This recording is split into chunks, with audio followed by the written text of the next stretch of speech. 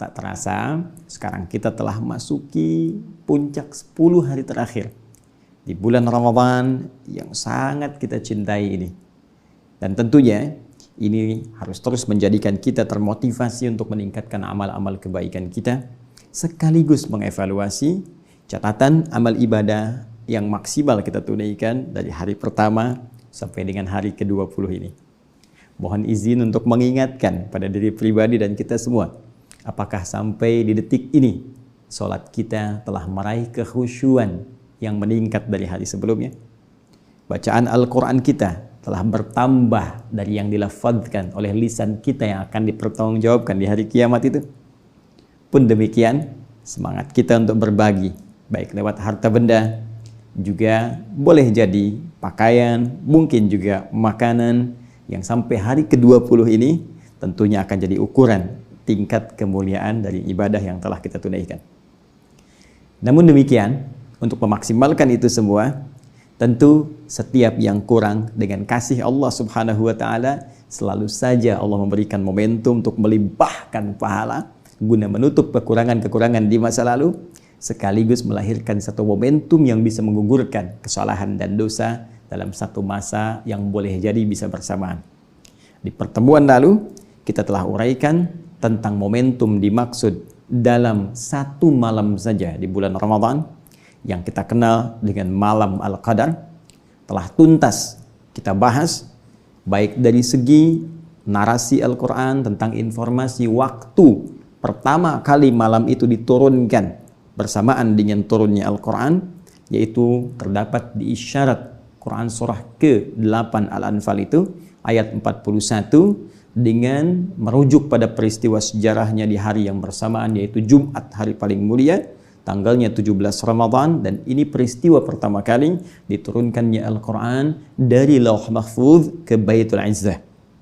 Demikian kemudian berproses hingga lahirnya Rasulullah SAW ditugaskan sebagai seorang nabi dalam usia 40 tahun, 6 bulan, 12 hari itu. Kemudian turun wahyu kepada beliau dan berproses malam Al-Qadar diturunkan dalam keterangan versi Nabi SAW banyak di akhir-akhir di bulan Ramadan, khususnya di 10 hari yang terakhir. Karena itu pertemuan yang lalu kita telah uraikan keterangan-keterangan Nabi, bagaimana kemudian Nabi meminta kita memburu 10 malam terakhir. Dan mohon izin bagi teman-teman yang baru bergabung, mohon Anda bisa menyimak kembali tayangan kami di pertemuan yang lalu supaya bisa terhubung, ya, ada ketersambungan materi hingga pertemuan saat ini.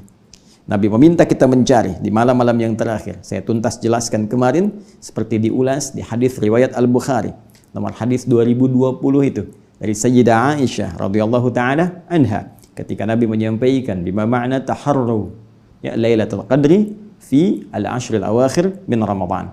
Ayo buru, ya, buru. Seriuskan dirimu, maksimalkan persiapanmu untuk mendapatkan malam Al-Qadar itu di 10 malam-malam yang terakhir di bulan Ramadan. Baik, bahkan juga ada beberapa spesifik hadis mencari di malam-malam ganjil, witir, seperti pernah kita tuntaskan dalam pertemuan yang lalu, baik riwayat dari Sayyidah Aisyah, juga riwayat dari sahabat Ibnu Umar radhiyallahu taala anhuma. Sekarang yang harus kita lengkapi adalah jika telah kita dapatkan waktu itu, seperti Sayyidah Aisyah pernah bertanya kepada Rasulullah SAW, ya Rasulullah, jika dengan izin Allah aku dapati malam itu, maka doa apa yang harus aku bacakan? Dalam keterangan-keterangan lain bahkan Nabi memberikan petunjuk, ini amalan yang harus kamu lakukan. Amalnya disebutkan, doanya kemudian disampaikan, dan yang paling indah nanti ada feeling yang diisyaratkan oleh Al-Quran, yang dengan feeling itu ada petunjuk malam Al-Qadar, mungkin bisa kita rasakan dengan mengerjakan amalan itu. Nah, di edisi Aku Suka saat ini, kita akan coba turunkan dulu keterangan tentang amalan-amalan yang ditunjukkan oleh Nabi SAW, doa-doa yang langsung dibimbing lafadznya oleh beliau. Kemudian kita akan akhiri dengan mengambil isyarat dari Al-Quran tentang pertanda yang bisa terasa tentang waktu di malam Al-Qadar itu. Mari kita mulai teman-teman sekalian. Pertama kita akan coba lengkapi kajian lalu dengan mengurai amalan malam Al-Qadar. Ada dua bagian pokok yang bisa kita dapatkan secara umum dari isyarat hadis-hadis Rasulullah sallallahu alaihi wasallam. Keduanya, satu, berbentuk amalan spesifik. Tentunya di antara sekian amal yang bisa kita kerjakan di malam-malam terakhir Ramadan yang diharapkan bersamaan dengan malam Al-Qadar. Tapi ada satu yang spesifik yang disebutkan Nabi sallallahu alaihi wasallam dari sekian rencana amalan itu, yaitu yang disebutkan Al-Imam Al-Bukhari dalam kitab sahihnya nomor hadis 35. Juga demikian Al-Imam Muslim dalam kitab sahihnya nomor hadis 765. Rawi yang meriwayatkan hadis ini silsilah sanadnya sehingga sampai ke Rasulullah SAW yaitu sahabat Abu Hurairah, nama aslinya Abdurrahman bin Sakhr, dan status hadisnya sahih. Apa yang Nabi sampaikan? Qala Rasulullah SAW, man yaqum Lailatul Qadri. Ada redaksi lain menyebutkan man qama Lailatul Qadri. Baik. Keduanya memiliki makna yang identik, yaitu siapa yang mampu menunaikan sholat ya bersamaan di malam Al-Qadar. Jadi amalan spesifiknya itu sholat, teman-teman. Ya, amalan spesifiknya sholat. Imanan wahtisaban. Yang ia lakukan, satu, dengan penuh keimanan kepada Allah Subhanahu wa taala. Dua, dengan penuh ketulusan disertai rasa mengoreksi diri, ya. Dengan penuh ketulusan disertai rasa mengoreksi diri, introspeksi diri dalam keadaan ia sholat itu. Dia kerjakan karena Allah, dia ukur dirinya yang selama ini boleh jadi jauh dari Allah, kurang sempurna dalam beramal, kemudian dia bermohon dengan penuh kekhusyuan kepada Allah dalam sholatnya. Apa yang didapatkan pada saat itu? Langsung bonusnya Nabi sebutkan, ya, ghufira lahu ma taqaddama min dzambi. Maka bonusnya seketika ia akan mendapatkan ampunan dosa dari semua dosa-dosa yang pernah ia kerjakan selama hidupnya sejak balik sampai detik dia sholat itu. Kenapa saya sebut bonus? Ya, karena jelas kalau pahala telah diisyaratkan langsung dalam Al-Quran. Bukankah jelas, tegas Allah sampaikan di Quran surah 97 Al-Qadar itu? Ya, tegas kalimatnya, Lailatul Qadri khairum min alfi syahr. Ya, malam Al-Qadar itu lebih dari 1000 bulan nilai kemuliaannya. Lebih dari 1000 bulan nilai pahalanya. Jadi kalau Anda bersamaan sholat di malam itu, walaupun 2 rakaat, ya, kemudian ditutup dengan salam. Setelah 2 rakaat ini, sekali sholat dibuka dengan takbir, tutup dengan salam. Cuma sekali 2 rakaat, nilainya sama dengan sholat lebih daripada 83 tahun. Allahu Akbar, Allahu Akbar, Allahu Akbar. 83 tahun, Masya Allah. Dan bonusnya, kalau benar salatnya, kata Nabi, kalau benar salatnya, bonusnya dapat pahala 83 tahun. Pahalanya, bonusnya ampunan dosa dari Allah Subhanahu wa taala. Allahu Akbar. Anda bisa bayangkan nggak? Jadi begitu orang ini salam, dapat pahala lebih daripada 83 tahun, dosanya hilang. Ya, jadi dosa kosong, amalan banyak. Begitu salam, assalamualaikum warahmatullahi, assalamualaikum warahmatullahi, tiba kemudian wafat. Atau dia wafat dalam keadaan sujud. Sujud yang terakhir, sedang bermohon, istighfar, dia nangis, banyak dosanya. Tiba-tiba nggak bangun lagi. Punya pahala sujud lebih dari 83 tahun. Dan digugurkan dosanya dengan tangisan yang mengalir, bahkan sampai pipinya itu. Allahu Akbar. Ini luar biasa. Ini adalah apa yang diisyaratkan oleh Nabi Sallallahu Alaihi Wasallam tentang menghidupkan malam-malam Al-Qadar ini, menghidupkan khususnya malam-malam 10 terakhir di bulan Ramadan ini dengan banyak menunaikan salat. Ini yang menjadikan bukan hanya Rasulullah Sallallahu Alaihi Wasallam sampai membangunkan keluarganya. Disebutkan dalam salah satu riwayat, aiqadha ahlah. Ya, beliau membangunkan keluarganya. Allahu Akbar. Istri beliau dibangunkan. Kemudian menantu beliau Ali bin Abi Thalib, tentunya dengan istrinya yang tercinta Fatimah Az-Zahra, istrinya Ali bin Abi Thalib, putrinya Rasulullah sallallahu alaihi wasallam. Ya, dibangunkan. Ayo bangun, hidupkan malamnya. Kalau nggak ada kemuliaan ini, mustahil selevel Nabi pun membangunkan keluarganya yang mulia. Ya, yang tentunya bersama Nabi di surga. Ali bin Abi Thalib disebutkan dari 10, termasuk 10 orang yang masuk surga tanpa hisab. Ya kan? Baik, Fatimah Az-Zahra, Masya Allah, pemudi penghulu surga. Al-Hasan dan Al-Husain, kedua-duanya cucu Nabi, penghulu, pemuda surga.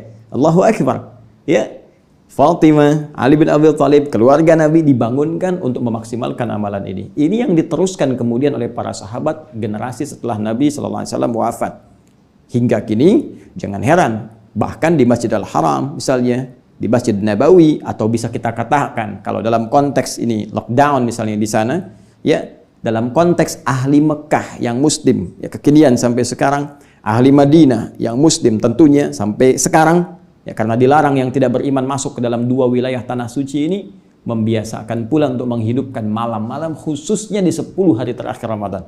Ya, kalau Anda umrah pada bulan-bulan Ramadan akan terasa bagaimana malamnya bangkit kembali, sholat lagi, bahkan diperbanyak bacaannya, diperbanyak kemudian kekhusyuannya, sehingga terasa kenikmatan dalam jiwa. Apa yang diinginkan dari situ? Ini menghidupkan sunnah Nabi. Bangun, ya, tunaikan. Jadi bukan sekedar sunnahnya kemudian hidup, tapi pahala, ya, tapi pahala besar kemungkinan bisa didapatkan dan bonus sangat besar kemungkinan bisa diraih. Nah, kita beri catatan dalam dua hal.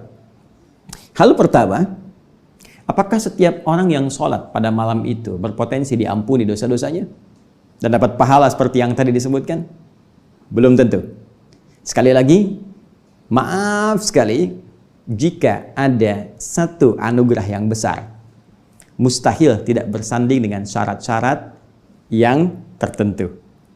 Saya sering katakan, kompetisi yang hebat itu, yang hadiahnya besar, pasti syaratnya pun ketat.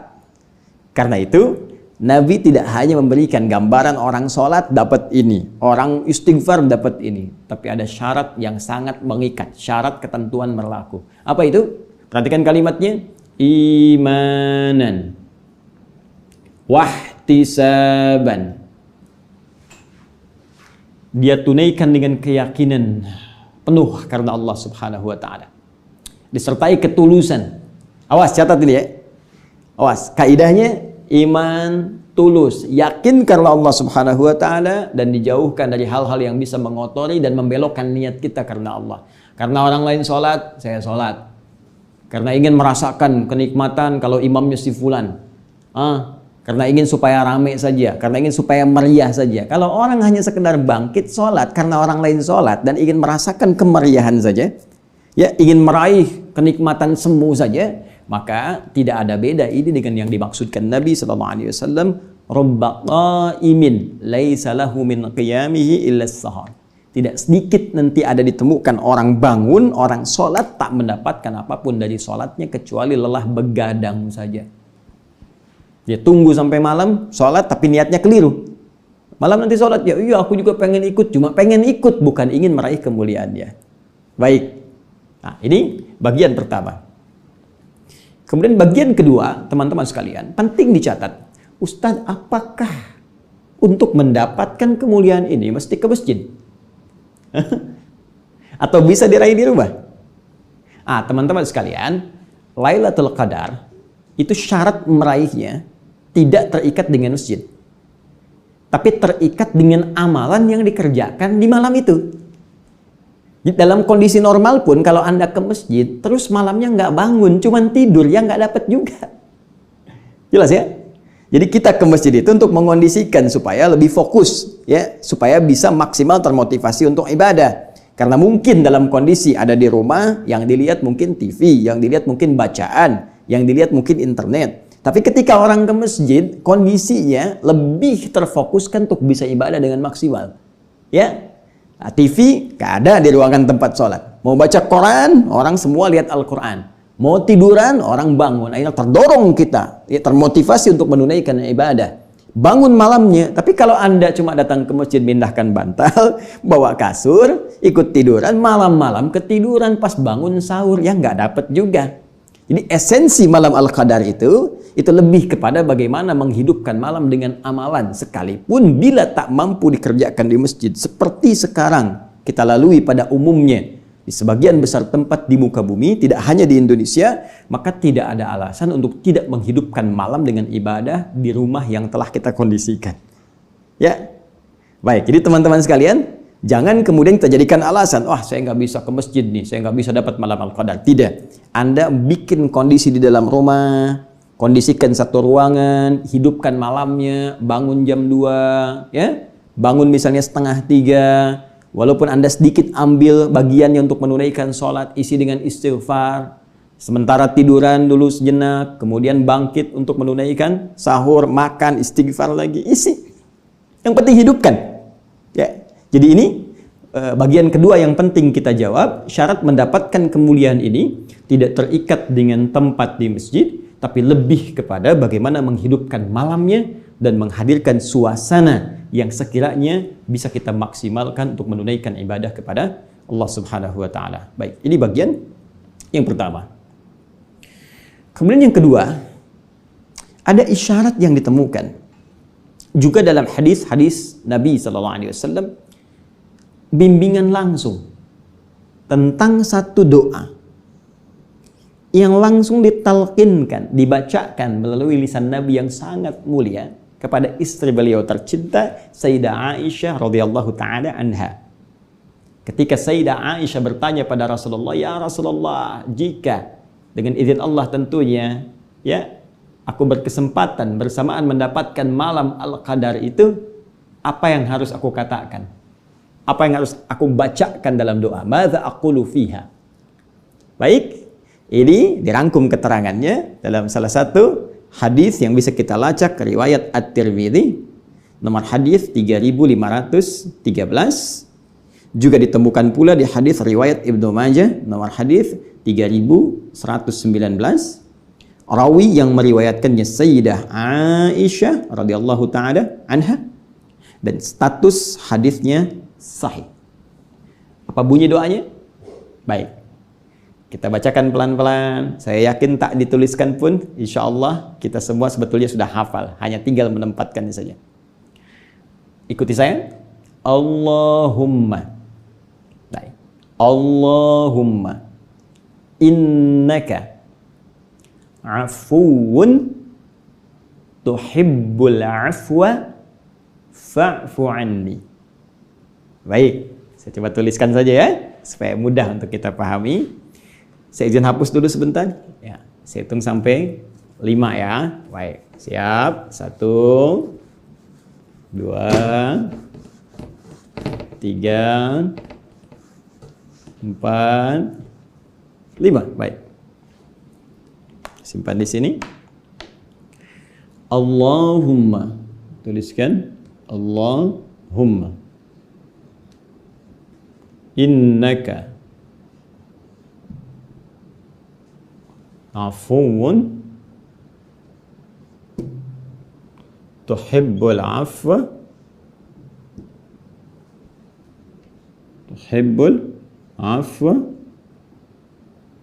fa'fu anni. Masya Allah. Allahumma innaka afuwan tuhibbul afwa fa'fu anni. Ya Allah, ingat Allahumma itu penyatuan antara ya dengan Allah, disatukan menjadi Allahumma. Dan kalimat ini tidak diucapkan kecuali dengan penuh kerendahan hati dan ketawadhuan. Ini yang dimaksud Quran surah ke-7 ayat 205. Wadhkur rabbaka fi nafsika tadarruan wa khifatan wa dunal jahri minal qaul. Ya, berdoa. Ya, sebut nama Rabbmu dalam jiwamu, mohon dengan penuh ketawadhuan dan penuh harap. Jadi kalau berdoa kata Quran itu harus optimis minta, penuh harap tapi tawadhu sifatnya. Ya, sifatnya tawadhu.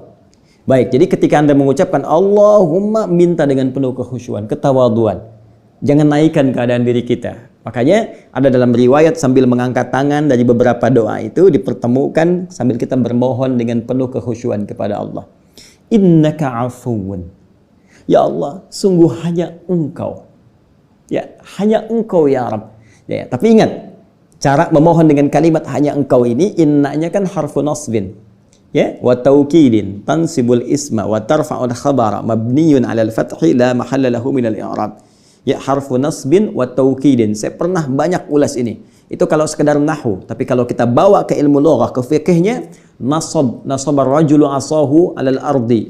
Ya, seorang lelaki menancapkan tongkatnya di bumi ke tanah dengan kuat sehingga nggak goyah. Ya, jadi maksudnya apa? Anda kalau mengucapkan dengan kalimat inna, tancapkan dalam hati Anda yang paling dalam. Seakan Anda mengatakan begini, ya Allah, sungguh hamba sangat yakin dengan keyakinan yang tak pernah goyah dalam jiwa hamba. Hanya Engkau afuun yang maha pemaaf. Hanya Engkau yang pasti memaafkan semua salah tanpa kecuali. Hanya Engkau yang pasti menggugurkan semua dosa-dosa jika hamba ada yang ingin bertobat kembali kepadamu. Tuhibbul afwa, dan Engkau mencintai orang-orang yang ingin minta maaf, minta ampun kepadamu. Ini kalimatnya indah sekali. Ya Allah, aku tak pernah goyah. Aku yakin hanya Engkau yang maha pemaaf, mengampuni dosa-dosa, menggugurkan semua salah. Dan aku yakin tanpa goyah, ya Allah, Engkau mencintai setiap yang mau minta maaf. Engkau mencintai setiap orang-orang yang mau bertobat. Fa'fu anni. Maka dengan sifat cintamu ini, mohon maafkan kesalahan hamba. Ya. Kalimatnya indah sekali. Karena ada memaafkan dengan cinta, ada maaf tanpa cinta. Ada anak salah pada ibunya. Ya kan? Dengan sayangnya ibu, ada yang cuma membelai, sudah ibu maafkan. Ada yang menangis sajalah, sudah nak. Sudahlah, lupakan semua itu. Tapi ada orang yang datang, ya, karena perselisihan mau minta maaf tapi cinta belum hadir sehingga kalimat-kalimat kasar yang keluar. Kan sudah saya bilang dari dulu, mau begini. Nah, tidak. Nabi mengajarkan kepada kita, ya Allah, ya, Engkau mencintai orang-orang yang minta maaf. Hambamu yang mohon ampunan. Maka dengan cintamu itu mohon maafkan hamba. Indah kalimatnya. Baik ya? Dosa apapun sepanjang nyawa belum di kerongkongan. Anda pernah berbuat apapun. Ya, perbuatan-perbuatan yang sangat masuk bahkan dalam kategori dosa besar. Ya, perbuatan musyrik, kadang-kadang nggak sadar, riya itu musyrik kecil. Ya, ingin dilihat orang, ingin didengar orang, apalagi musyrik betulan. Hati-hati dalam konteks betulan yang saya sebutkan yang nyata benar-benar termasuk dosa besar yang disebutkan langsung oleh Nabi sallallahu alaihi wasallam. Ya, meminta kepada selain Allah Subhanahu wa taala, datang ke dukun-dukun, datang ke paranormal, ya, ke benda-benda tertentu, merasa ada dikeramatkan, memberikan satu kekuatan dan sebagainya. Tinggalkan semua itu, kembali kepada Allah, minta ampun. Mungkin itulah detik perubahan dalam kehidupan kita. Detik-detik yang sangat menentukan dalam hisab kita saat kembali kepada Allah Subhanahu wa taala. Ingat, ketika momennya ada, maka semua kemuliaan dan kebahagiaan boleh jadi akan menghampiri kita semua. Satu poinnya itu. Nah, jadi ini ibadah yang tadi disyariatkan melalui salat. Kemudian yang kedua, doa yang dimintakan melalui bacaan yang saya tuliskan. Dan Masya Allah, saya itu sering kali menghadirkan kekaguman pada orang tua kita dulu. Ulama-ulama kita. Tidak banyak mengungkap dalil-dalil, tidak banyak terlalu panjang-panjang memberikan arahan. Cukup diberikan amalan masyarakat awam. Sudah. Bukankah setiap tarawih kita dibimbing membaca doa ini? Allahumma innaka afuwun tuhibbul afwa fa'fu anni. Ya, kalau kata gantinya banyak untuk keluarga kita, bukan untuk yang personal saja. Allahumma innaka afuwun tuhibbul afwa fa'fu anna. Ya. Kadang-kadang dimasukkan al-asmaul husnanya. Allahumma innaka afuwun karim tuhibbul afwa fa'fu anna ya karim. Tuh. Kalau kita konsisten tarawih itu, bukankah tarawih kan dikerjakannya kalau nggak tengah malam, ya kan? Atau ditarik maju ba'da isya. Sedangkan waktu al-qadar kan di Quran disebutkan, hiya hatta matla'il fajr. Malam al-qadar itu terbentang luas sampai ke pembuka fajar, menjelang fajar. Maka kalau benar kita konsisten sholat malamnya, lakukan dengan baik, baik di tarawih sifatnya qiyamul lail ataupun tahajud, maka peluang ini akan mungkin bisa kita maksimalkan. Nah, sampai di sini, setelah mengetahui amalan utama, ya saya katakan utama karena nanti ada amalan-amalan turunan. Kan tak mungkin Anda isi tengah malam cuma sholat 2 rakaat, istighfar terus tidur. Kenapa nggak kita tambah dengan yang lain? Ya, bisa baca Al-Quran atau tilawah, perbanyak zikir. Itu amalan-amalan tambahan yang mengiringi. Ini yang utamanya. Nah, hanya pertanyaannya begini. Apakah semua orang yang bahkan bangun di malam-malam akhir Ramadan untuk mengejar keutamaan Al-Qadar khususnya bisa otomatis bersemangat menunaikan ibadahnya? Atau belum tentu setiap orang yang bangun bisa fokus ibadah. Kalau tidak semua bisa seperti itu, karena boleh jadi ada yang sudah terbiasa gampang bangun. Ada yang baru ingin memulai 20 hari ke belakang nggak ngapa-ngapain, dia kejar yang 10 malam terakhir. Belum tentu keinginan itu akan disertai dengan kebiasaan. Karena belum jadi kebiasaan, belum tentu mudah untuk bangun di malam harinya. Dan kalaupun sekali bangun, belum tentu khusyuk. Ya. Harap-harap bangun jam 2, bangun setengah 2. Tapi baru bangun karena belum biasa, nunggu, begini, tiba-tiba udah setengah 4. Baik, wudhu dan seterusnya. Nah sekarang, apakah ada tips dari Al-Quran dan hadis-hadis Nabi SAW?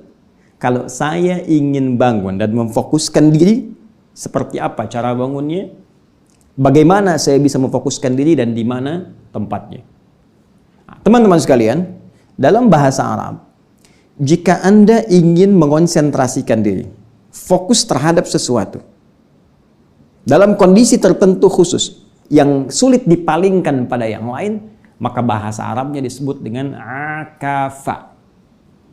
Ya, kata kerjanya disebut dengan akafa. Saya tuliskan begini. Ain, kaf, ha. Ain, kaf, fa. Ya. Ain, kaf, fa. Akafa. Baik, orangnya disebut akif.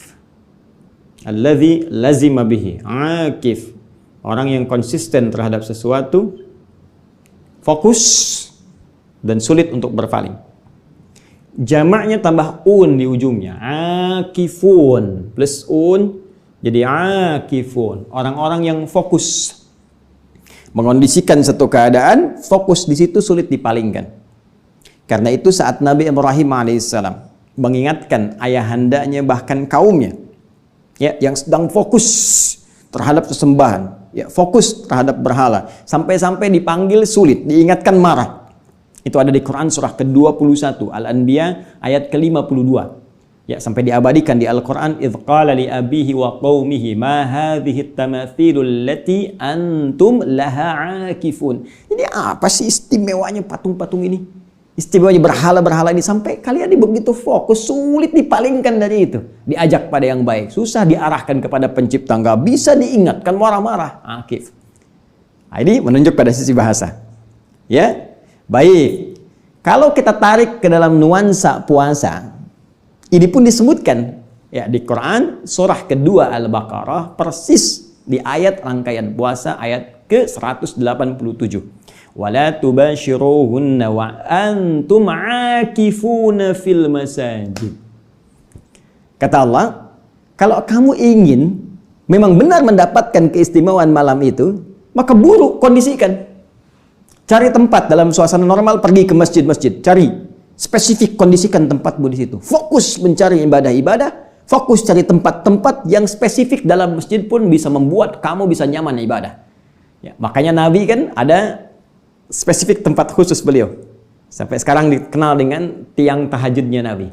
Ya, kalau kita nanti ilustrasikan dari dalam itu ada seperti panggung, ya, di area dekat Raudhah sebelah kanan, kemudian sebelah kirinya persis di belakang makam Nabi Sallallahu Alaihi Wasallam, area seperti panggung sekarang, ada tiang ke belakangnya itu amudit tahajud, tiang tahajudnya Nabi Sallallahu Alaihi Wasallam.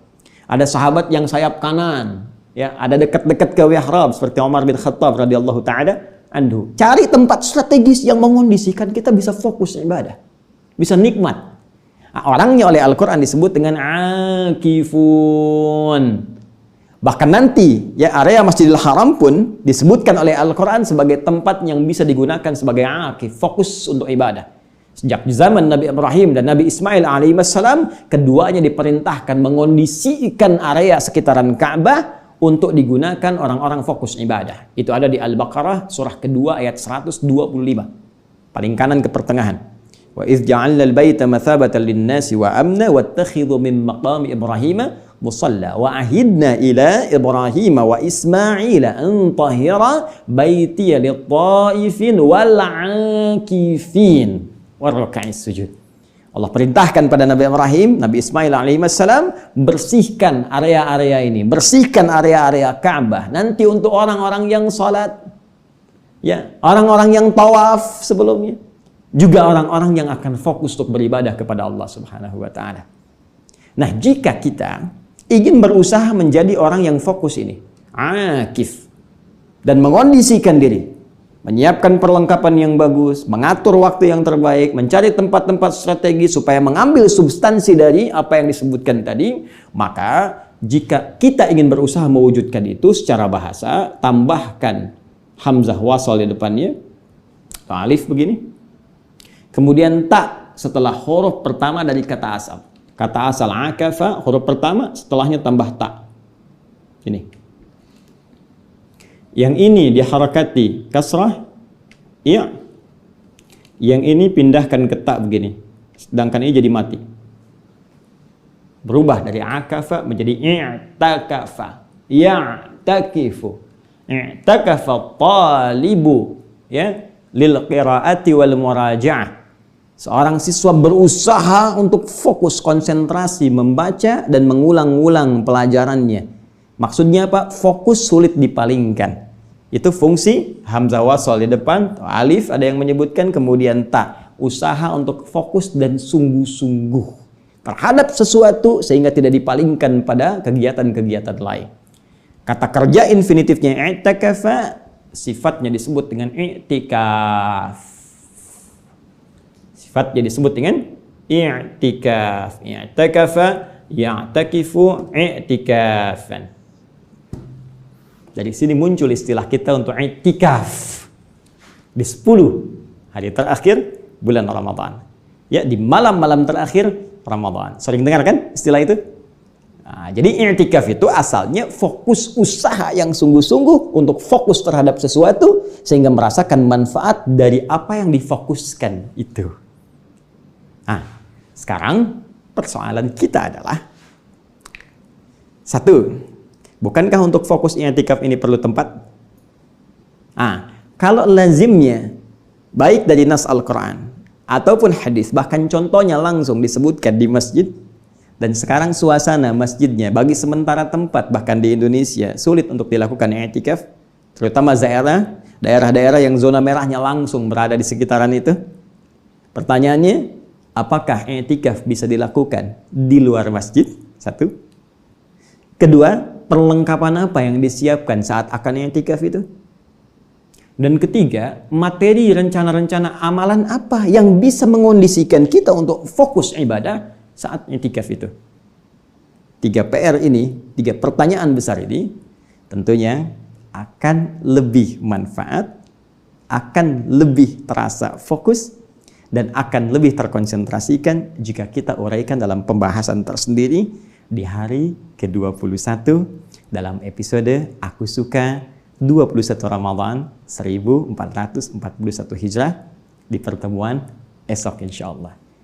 Nah, karena itu sebelumnya saya simpulkan dulu bahwa yang pertama, jika kita sudah hadir di malam-malam 10 terakhir Ramadan dan akan dimulai pada malam hari ini, maka kondisikan diri kita untuk bisa bangun di malam hari walaupun cuma sebentar. Kedua, siapkan amalan terbaik, setidaknya amalan utama yang ditunjukkan Nabi, yaitu salat. Dan minta kepada Allah dengan penuh ketulusan, baik dalam sujud ataupun dalam doa-doa pasca salat, kalimat yang diajarkan langsung oleh beliau kepada istri tercinta beliau, Sayyidah Aisyah radhiyallahu taala anha, Allahumma innaka afuwun tuhibbul afwa fa'fu anni, atau fa'fu anna untuk keseluruhan.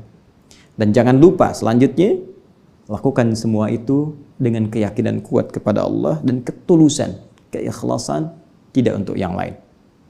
Terakhir, untuk mendapatkan kenikmatan semua itu, kita harus berusaha untuk fokus. Mencari tempat strategis, menghidupkan suasana yang nyaman, sehingga kenikmatan ibadah itu akan terasa dalam kehidupan kita.